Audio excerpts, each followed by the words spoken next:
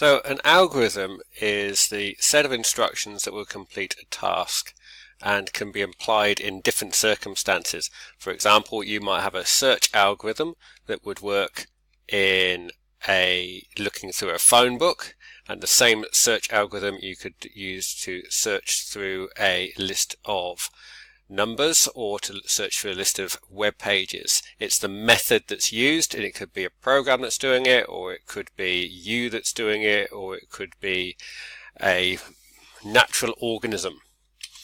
A computer program is when you actually write a program that does an algorithm. So you've already seen an example of this. You've seen a computer program that does quicksort, and you've seen a computer program that does selection sort. Finally, informal instructions is when you have someone who understands some context that isn't specified. So, for example, when you give instructions to a friend or a family member, very often there will be things that you don't have to say.